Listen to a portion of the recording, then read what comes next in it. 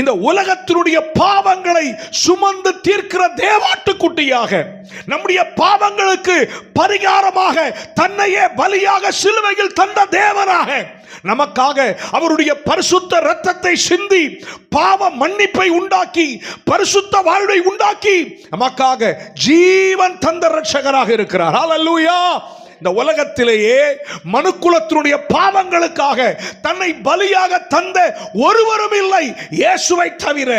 கர்த்தருக்கு மகிமை. இயேசு நம்முடைய பாவங்களுக்காக மரித்தார் என்ற அந்த சுவிசேஷத்தை பவுல் மீண்டும் அவர்களுக்கு குறிப்பிடுகிறார். அது மட்டுமல்ல பிரியமானவர்களே, இயேசு மரித்ததோடு சரித்திரம் முடிந்து போகவில்லை, சகாப்தம் முடிந்து போகவில்லை. வேத வசனம் சொல்லுகிறது, வேத வாக்கியங்களின்படி அவர் 3ஆம் நாள் என்ன செய்தாராம்? உயிர்த்து எழுந்த தேவனாக இருக்கிறார். ஆண்டவருக்கு மகிமை உண்டு.